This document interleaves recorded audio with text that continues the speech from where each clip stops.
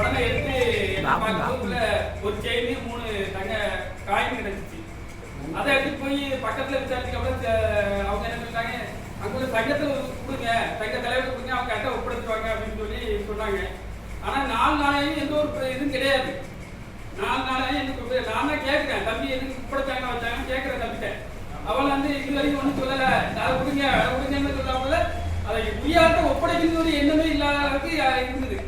அப்படின்னு நான் என்ன பண்ணேன், தம்பிட்ட சொன்னேன், தம்பி சிதம்பரம் ரிப்போர்ட்டர், நம்ம தம்பி ரொம்ப நம்ம தம்பி கூட ஒரு தம்பி பிறக்காத தம்பி, அவர்கிட்ட சொன்னேன். உடனே அவர் சிங்கள சங்க தலைவர் அவர்கிட்ட சொல்லியிருக்காங்க.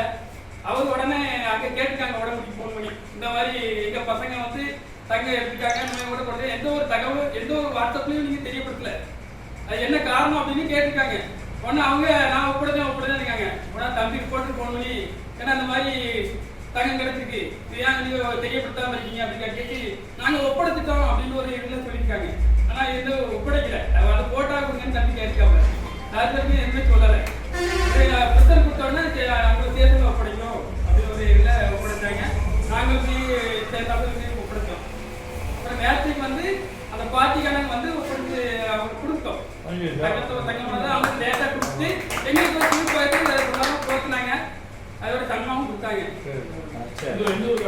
அவங்க வந்து தூத்துக்குடியில வந்து நகைக்கடை வச்சிருக்காங்க. நகைக்கடை வச்சிருக்காங்க. அவங்க ஏதோ வேலை செய்யறவங்க புத்து கொடுப்பாங்க, வேலை செய்யறவங்க கீழே போட்டாங்க.